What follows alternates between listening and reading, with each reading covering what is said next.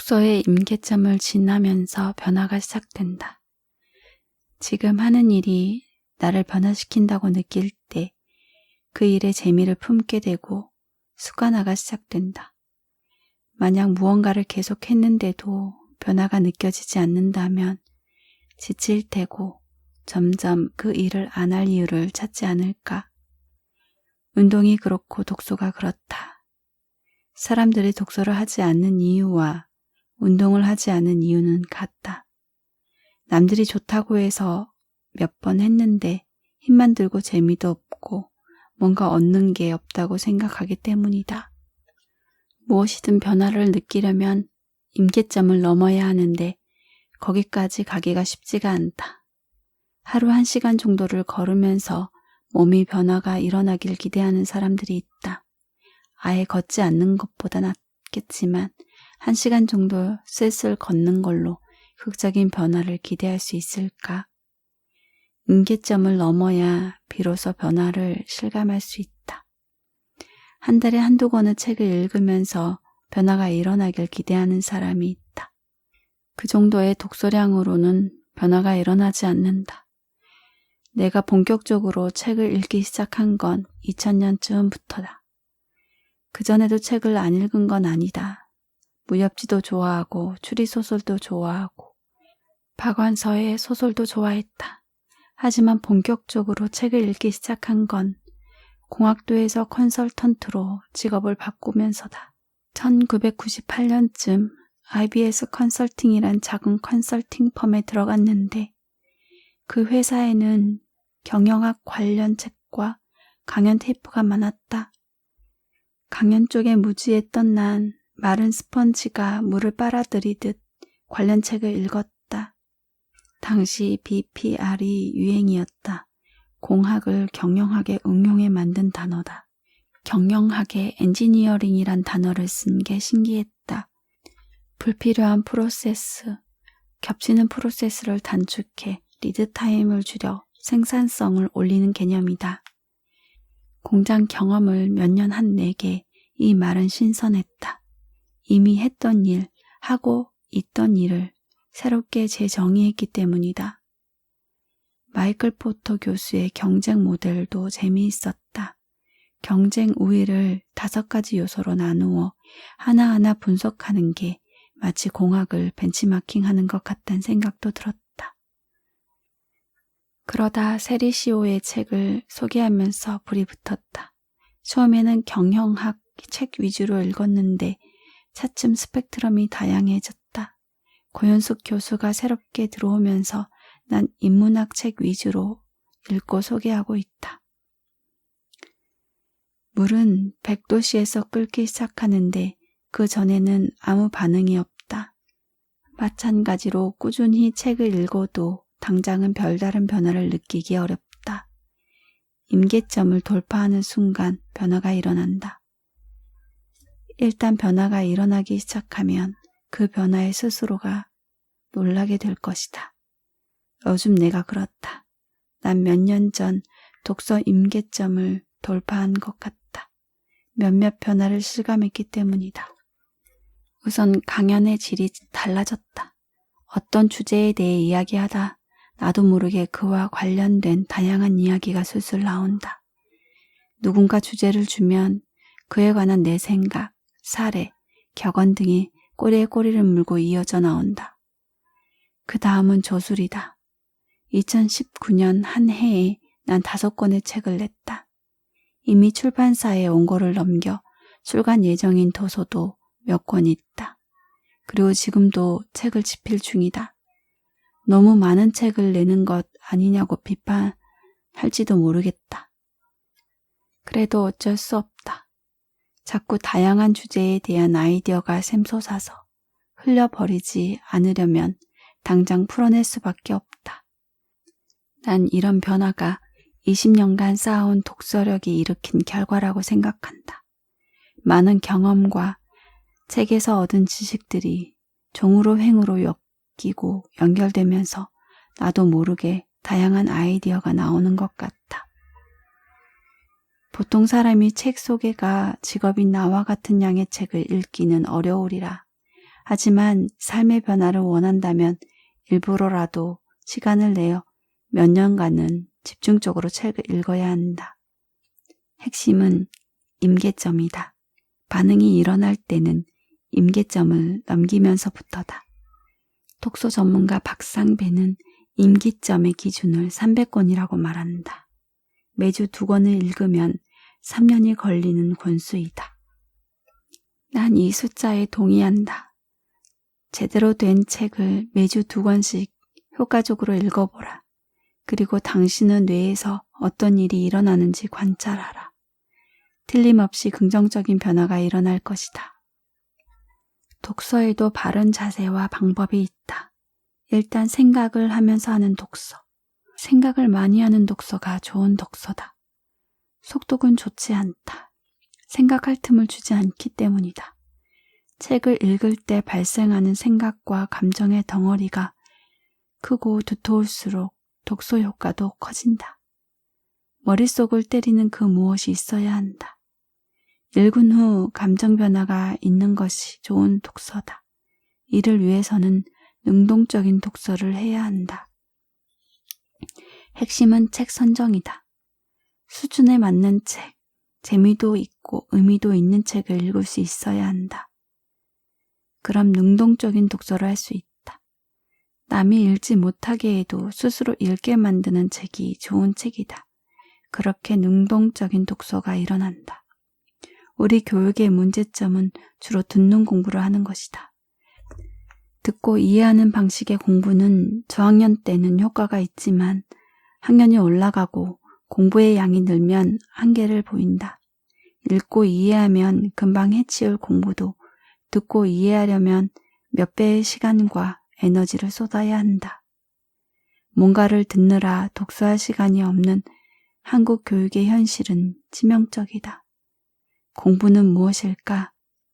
공부는 선생님 말을 들으면서 깨닫기보다는 스스로 책을 읽고 이해하는 행위다.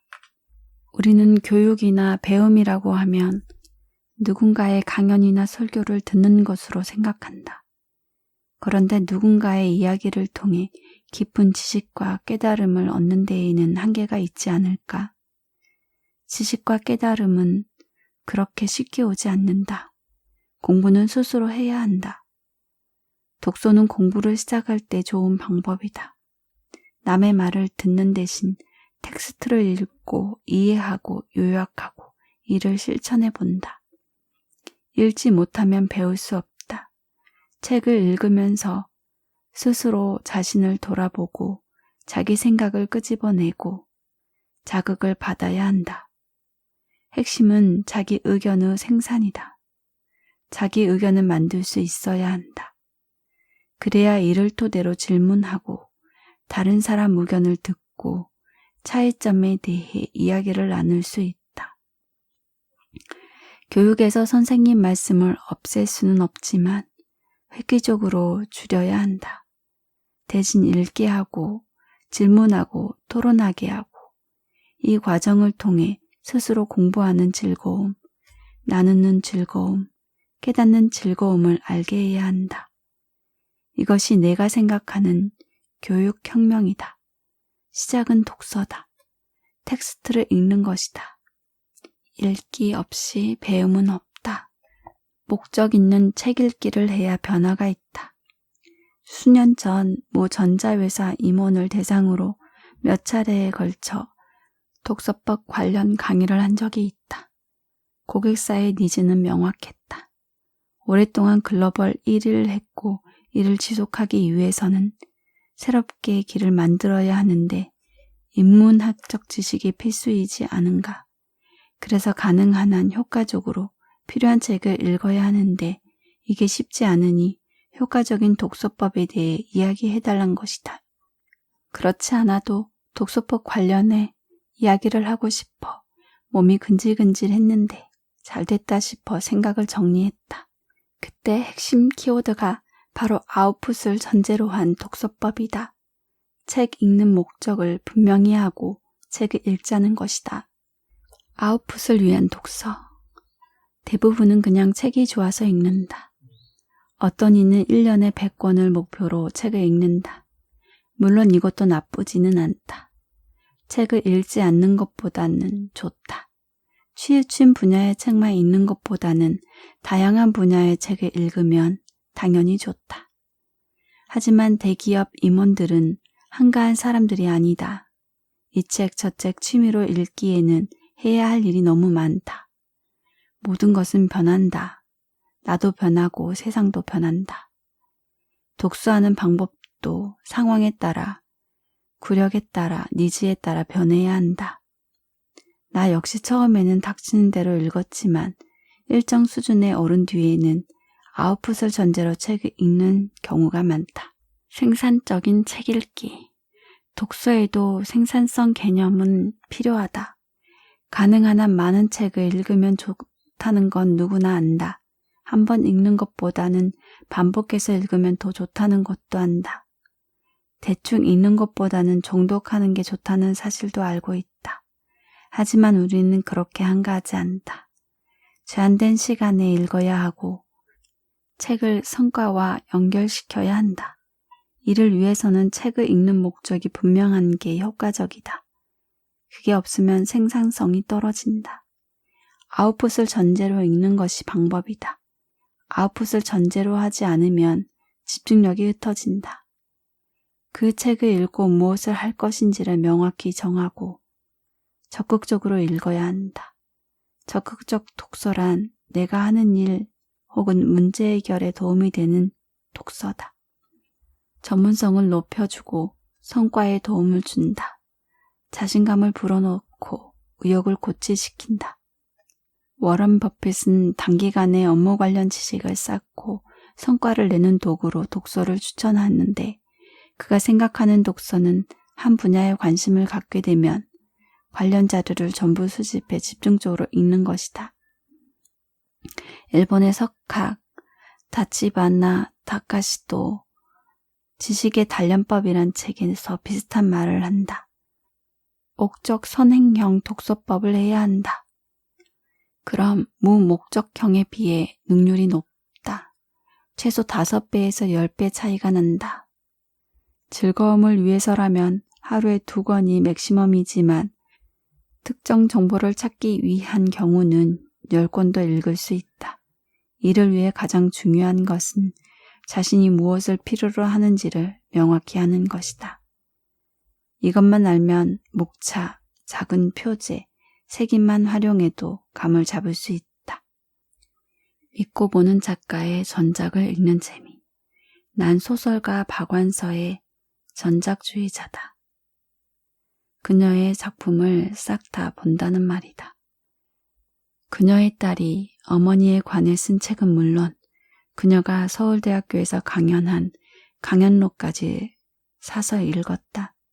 그만큼 그녀의 모든 걸 알고 싶기 때문이다. 한 저자의 책을 여러 권 읽으면 그의 인격이나 생각이 내면으로 스며들어온다. 작품에 몰입하다. 책을 읽으면 나도 모르게 소설 속에 나를 대입한다. 소설 노란집에서 그녀는 가장 소중한 기억은 사랑의 기억이라고 말한다. 아무에게도 사랑받지 못하는 사람처럼 불쌍한 사람은 없고 사랑을 할 줄 모르는 사람처럼 불쌍한 사람은 없다는 것이다. 내게 가장 소중한 기억은 할아버지로부터 받은 사랑이다. 할아버지는 왜 그렇게 나를 애지중지하셨을까? 그 생각만 하면 나 자신이 소중해진다. 그분이 사랑한 나의 좋은 점이 내 안에 지금도 살아 숨쉬는 것처럼 삶이 비루해지려는 고비마다 나를 지탱해주는 힘이 되었다. 살면서 남는 게 사랑 외에 무엇이 있을까? 그렇다면 자꾸자꾸 사랑해야 하지 않을까? 지난날 추억 중 사랑받은 기억처럼 오래가고 우리를 살맛나게 하고 행복하게 하는 것은 없다. 그런 면에서 삶에서 가장 중요한 건 사랑이다. 나를 사랑으로 채울 수 있어야 한다. 사랑을 회복할 수 있어야 한다. 사랑의 능력을 되찾아야 한다. 사랑이 가슴에 차 있지 않은 사람에게서 새로운 미래를 기대할 수 없다. 진정한 자유와 해방은 과학도 지식도 이론도 아닌 사랑의 힘이다. 난 가능한 많은 사람을 좋아하며 살고 싶다. 아무도 미워하지 아니하며 몇몇 사람을 끔찍히 사랑하며 살고 싶다. 이 부분을 읽고 나 역시 나를 끔찍히 사랑해 주던 외할아버지 생각이 났다. 내가 경복고를 들어갔을 때 당시의 첫 사위가 제2 고보인 경복을 나왔다면서 너무 기뻐하셨다. 첫 딸인 큰이모는 결혼하고 부경에 사시다 딸만 둘을 낳고 일찌감치 죽었다는데 아마 복잡한 심경이었을 것이다. 내가 좋아하는 저자가 힘든 일이 있으면 나 역시 힘들다. 박완서는 딸 넷에 아들 하나를 다 훌륭하게 키웠다. 그런데 불의의 사고로 서울 우대를 나와 전문의 과정에 있던 외아들을 잃게 된다. 정말 참혹한 일이다. 소설 여러 군데 고통의 흔적이 엿보인다. 온종일 신을 죽였다. 죽이고 또 죽이고 100번 고쳐 죽여도 죽일 여지가 남아있는 신. 중호의 마지막 극치인 삶의 내 살이를 위해서도 신은 있어야 돼. 하지만 그 원망과 울부짖음은 하느님이 계심을 믿었기에 할 수 있는 행위였다. 강한 부정은 강한 긍정을 전제로 하고 있는 것이다. 먼 훗날 어느 정도 상처가 아물게 되었을 때 그녀는 다음과 같이 고백한다. 만일 그때 나에게 포악을 부리고 질문을 던질 수 있는 그분조차 없었다면 나는 어떻게 되었을까? 가끔 생각해 봅니다. 살긴 살았겠지요. 사람 목숨이란 모진 것이니까요. 그러나 지금보다 훨씬 더 불쌍하게 살았으리라는 것만은 환히 보이는 듯합니다. 또 아들 관련해서는 다음과 같은 말도 한다. 이를 읽으면 가슴을 각드는 기분이 어떤지 조금은 알 것 같고 나도 모르게 눈물이 흐른다. 생판 모르는 내가 이럴진데 그분은 얼마나 가슴이 아팠을까. 그의 사진첩을 들여다본다든지 생전의 모습을 더듬는다든지 하면 그 애가 완전히 살아있다는 감정이 들었다가도 그가 존재하지 않는다는 현실을 의식하면 정말 견디기 어려운 통증이 옵니다. 예리한 칼로 가슴을 각드는 기분이랄까. 완전히 상실감에 빠집니다. 그 애가 내 인생의 전부였구나. 그런데 나는 그것을 잃었다. 이 당혹감은 언어로 표현할 수 있는 영역이 아닙니다. 소설가로서의 삶에 대한 생각, 노추에 대한 생각도 내겐 자극이 된다. 내가 백안서 선생님을 좋아하는 건 내가 막연히 생각하고 있는 걸 그녀가 이미 생각하고 실천하기 때문이다. 나 또한 그렇게 살고 싶다는 내 나름의 결심이다. 나와 그녀는 일면식도 없다. 하지만 그녀만큼 내 인생에 큰 영향을 준 사람도 흔치 않다. 난 그게 글의 힘이라고 생각한다. 읽은 내용을 오래 기억하는 비법. 메모는 내가 가진 오래된 습관이다. 난 언제 어디서나 메모를 한다. 술을 마실 때도 걸을 때도 신문을 볼 때도 사람들과 이야기를 나눌 때도 메모를 한다. 멋진 말, 새로운 정보, 순간순간 떠오르는 아이디어를 잡아두기 위해서다. 한 번은 단체로 LG그룹 임원들과 자리를 한 적이 있었는데 우연히 내 옆자리에 지금은 돌아가신 구본무 회장님이 앉으셨다. 그런데 어찌나 아는 것도 많고 재미난 이야기를 많이 하시는지 시간 가는 줄 몰랐다. 참석한 사람들이 도대체 무슨 이야기를 그렇게 많이 했는지 물었고 거기에 대한 대답으로 회장님이 하신 말씀을 정리해 문자로 보내 사람들을 기쁘게 한 적도 있었다. 모두 메모의 힘이다. 책을 읽을 때야말로 메모는 필수적이다. 무슨 책을 읽느냐도 중요하지만 어떻게 읽느냐도 그 못지않게 중요하다. 사람들이 책의 재미를 못 느끼는 이유 중 하나는 독서법을 제대로 모르기 때문이다. 그러니까 효과가 없어 자꾸 멀리한다. 보통 사람들은 독서라고 하면 그냥 눈으로 보는 목독을 떠올린다. 보는 비용밖에 들지 않는다. 비용이 적게 드는 만큼 읽은 후 정보는 빛의 속도로 사라진다. 읽었지만 사실 읽은 게 아닐 수 있다. 남아있는 게 별로 없다. 내용을 물어보면 답하는 사람이 별로 없다는 게 증거다. 내가 생각하는 효과적인 독서법 중 하나는 낭송과 메모다. 소리내어 읽으면서 혹은 읽은 후 메모를 하는 것이다. 난 좋은 대목이 있으면 소리내어 읽는다.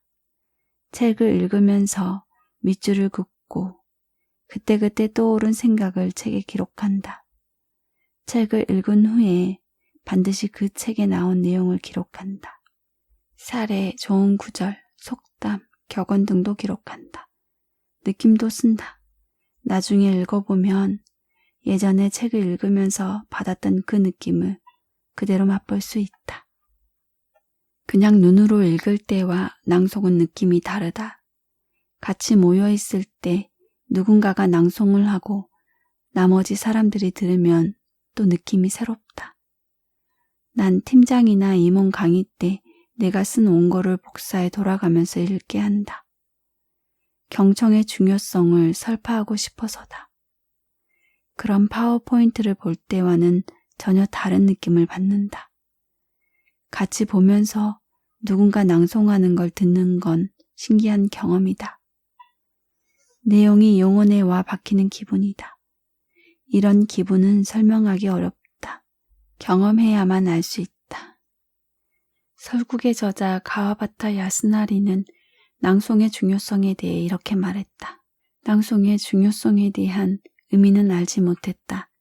단지 말의 울림이라든가 문장의 어조를 읽고 있었다. 이 음독은 의미 없는 노래를 부르고 있던 것과 같다.